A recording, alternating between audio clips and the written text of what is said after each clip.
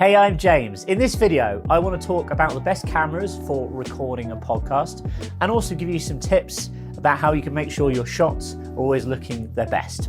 All of that coming right up. So if you're new to this channel, my name is James Mulvaney. I'm an entrepreneur working specifically in the audio space. I'm founder of radio.co, podcast.co, and matchmaker.fm, and I love helping podcasters get their ideas off the ground, start podcasts, and also connecting podcasts together with guests over at Matchmaker. But today I wanted to talk about cameras, like the one I'm talking to you now. Which camera is best if you're going to be recording a podcast? Should you go out and invest in a camera if you're recording a podcast, or can you just use your webcam? So we're going to answer some of those questions today. I'm going to be looking at a few different options, low budget options. If you must use your built-in webcam, which I kind of advise against, and we'll get onto that in a minute, how to make it look its absolute best. But also, if you want to go out and invest in some great kit, what cameras are out there and which camera should you go out and potentially buy and use to record your podcast. Now let's start off by looking at, should you record your podcast as a video? I'd say like 90% of podcasts now are audio and video. There's a good few reasons for this. Number one, you can record the entire episode and you can publish it to platforms such as Facebook and YouTube that support long form video. This is great because this gives you another source as a podcaster of audience than just relying on, say, Spotify, Apple, etc. Creating video content, long form video content is always a good idea. But further to that, this is what we do at podcast.co when we're working with clients. We work with lots of enterprise level clients. We always ask them for video where possible because it allows us to create so many marketing assets to enable us to promote and grow the audience for that podcast. I'm talking about creating those short form clips, those video clips that you can publish on social media platforms that will get people's attention. They're the highlights of your podcast. They're the best bits. They're the kind of nuggets that will reel people in and get them engaged with the full length episode. So really important. So a lot of the time now, podcasters will expect you to, if you're a guest, come along with equipment to enable them to record video, which can just be a webcam. So let's start off by talking about that, webcams. I've got an iMac here, which is what I use for 90% of my interviews, both as a host and also as a guest. I've done over 100, probably 200 interviews over the past year, right here on this computer. First things first, you want to use a good microphone. I've got other videos which cover microphones. We're not going to be talking about that today. What I wanted to talk about is the webcam situation. Now, I do actually use for my podcast interviews, not for video creation and content creation like I'm doing now, but for most of my podcast interviews, I will use this webcam here. This is the Logitech Streamcam. And I think it runs around about $100, £100, something like that.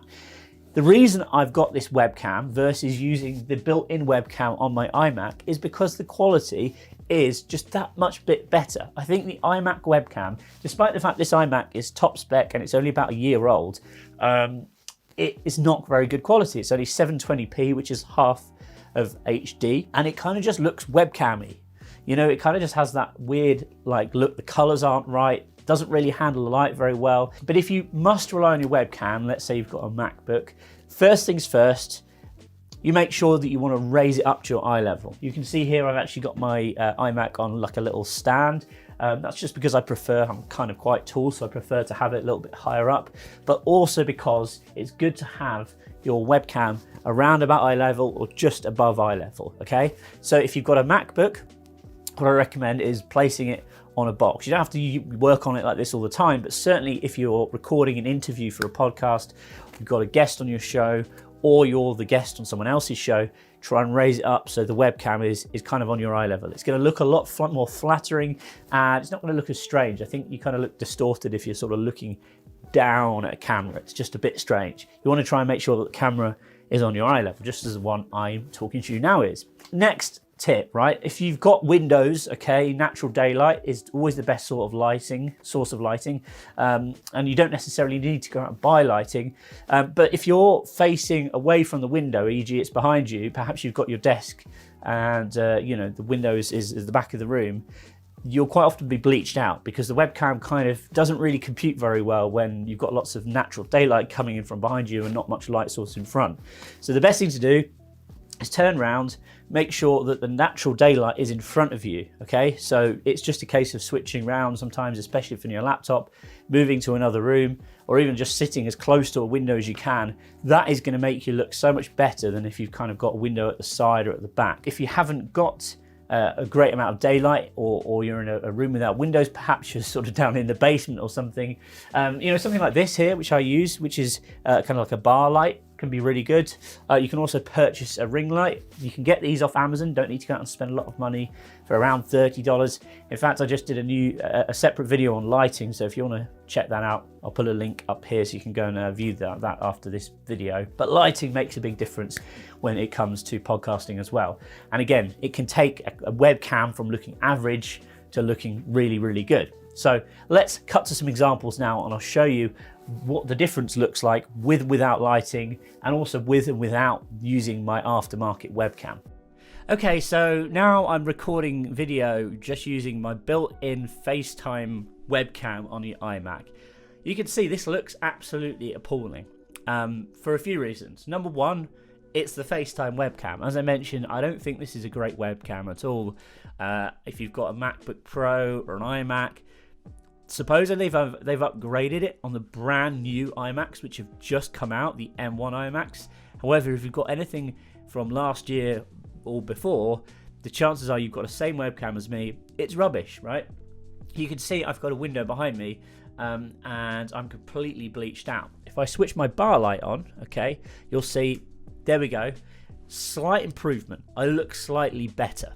But what I wanted to do now is switch to my Logitech Streamcam and show you the difference.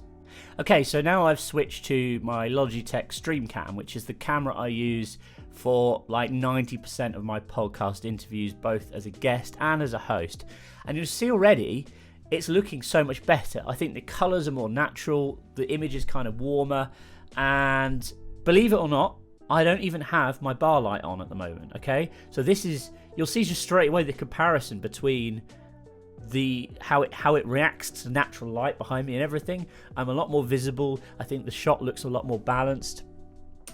If I switch my bar light on, it might take a few seconds to kind of come out because of obviously suddenly I've got like a load of light, but you'll see that the shot is probably again greatly improved. Generally speaking, I will use this setup for 90% of my podcast interviews. I'll have this bar light on, I'll have the Logitech Streamcam, and I'll be recording through my professional microphone. Again, I've done loads of videos on microphones in the past. Video is just one aspect of podcasting. Audio is also super important. Never record using a built-in microphone. Even with such a camera like the Logitech Streamcam, a lot of them have got microphones built in. I'd strongly advise that you purchase a USB mic or an XLR microphone. There's tons of videos on my channel about microphones. You can go and check them out if you're looking for information on mics. This is actually the setup I use for like 90% of the podcasts that I record. And bear in mind, I record them most weeks.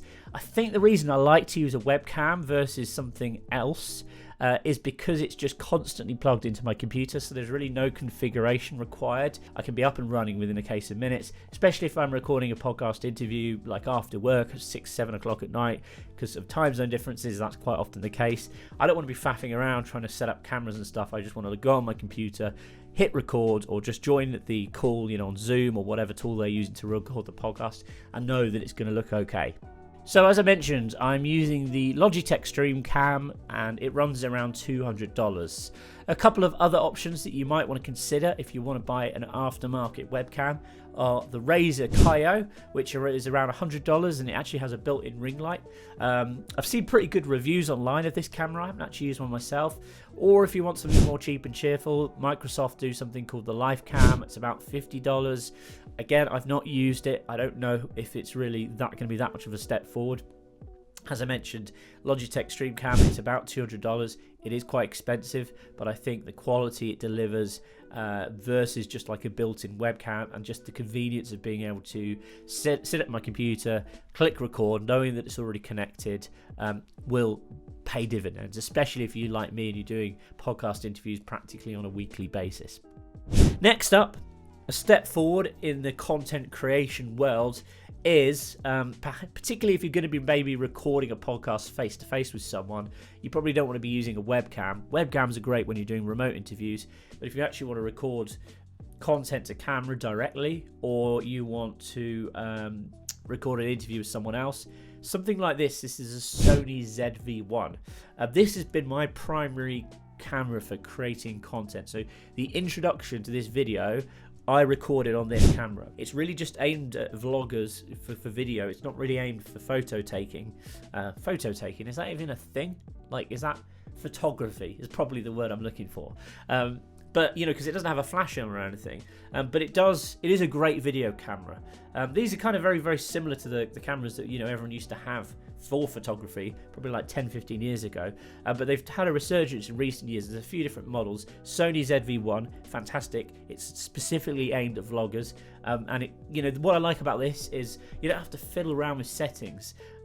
It's not like a DSLR camera where, you know, you've got to kind of have a little bit of knowledge about the ISO and the aperture and all these different things. There's kind of a few manual options. This in auto is great. I can just set it up on the tripod. I can hit record. It doesn't matter if the lighting's not perfect. It doesn't matter if I've not got someone on the other side of the camera making sure the focus is there.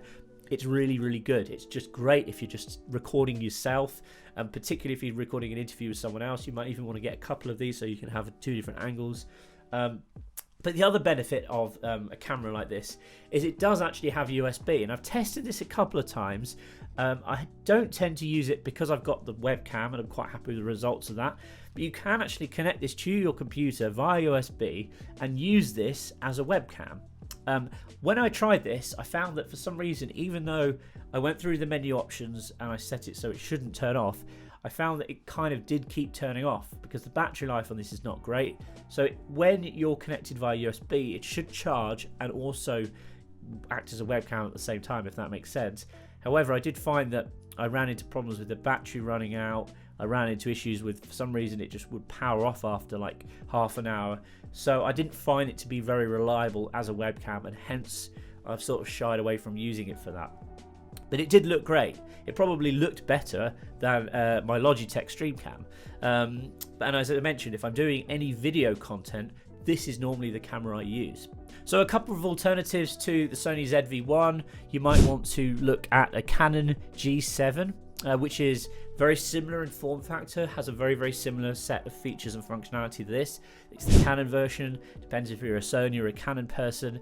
And finally, if you're actually looking for something really for vlogging, e.g. you want to walk around vlogging, talking to camera, look at the DJI Pocket. We've just got hold of one. I've been using it for a lot of our sort of outdoorsy type on the move stuff. It's a little balanced steady cam, and it's really good. You know, it's just so small, it's so compact, but it produces really silky smooth shots, particularly if you're walking around on the street talking to camera or filming someone else. Really good results with that too.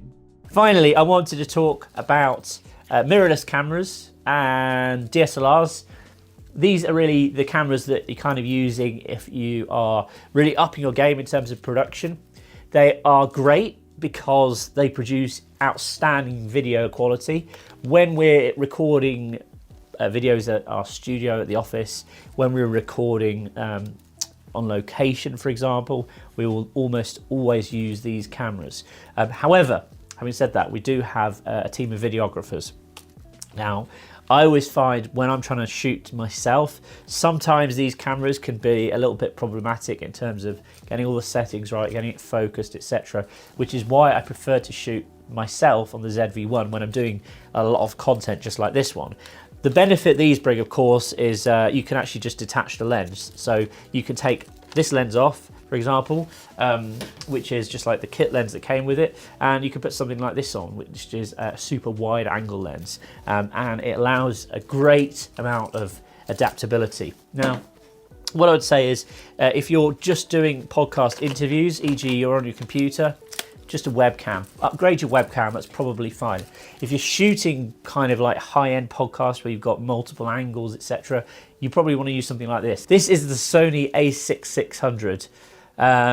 pretty new, one of the newer cameras. They've got a bunch of models. They've got models such as the A7 Mark III, which is also really good. Sony's one option. Canon, of course, have got a whole bunch of DSLR type cameras, such as the 2000D, the 4000D, etc. Really up to you. If you want to upgrade your video capability and you want something that's going to look really, really sharp, this is the way to go. However, as I mentioned, for recording podcast interviews, just make sure you get your lighting and your webcam set up perfectly, and you'll be really happy, and it will take you a very, very long way. Another option, which is pretty cool actually, and a lot of people do, again, it requires a little bit of setting up. It's not always perfect. And, you know, again, I try and avoid it, but I have done this in the past. You can actually turn this into a webcam. So on the outputs of my Sony mirrorless camera, there's actually a micro HDMI port. So I have a micro HDMI to HDMI cable, and then I have this little device, which is pretty small video capture card, which plugs into standard USB socket, and then it has an HDMI input. And this will basically allow you to connect your higher end cameras like this Sony mirrorless camera, and it will then show up basically on your list of webcams as a device. Pretty good. Means that you can actually capture really good quality video. It will obviously downsample it. This is only HD. I don't think it goes up to 4K, whereas if I'm actually recording on this camera directly to the card on board, it will be recording in 4K. But you know, again, it gives you more option in terms of where you locate the camera, what sort of lens you're using. So you know, it's something to consider. It's a pretty cool setup. That I know a lot of podcasters who actually use this sort of setup, where they will actually connect a DSLR to their computer using one of these capture cards. And again, these used to be quite expensive, and they used to be a lot bigger than this as well. This is tiny. You can easily just plug this into your laptop. It's just kind of a generic HDMI video capture card. I'll put a link to one in the description. I think it cost about $30 off Amazon, but it works pretty well. Okay, so there we have it. There's multiple options when it comes to recording video podcasts. Hopefully you found this video useful. Please remember to give me a big thumbs up. And also, if you've got any questions or comments on the cameras I've talked about today, put them in the comments below. I'm always replying and responding to comments, and I really enjoy engaging with the audience. Likewise, if you have any questions or you think you'd like me to go into any more detail on anything I've talked about today, let me know in the comments and I'll speak to you soon. Take it easy. Bye for now. Hey, wait, before you go, perhaps you're looking to start a podcast for your business. Did you know that most businesses make the same exact mistakes?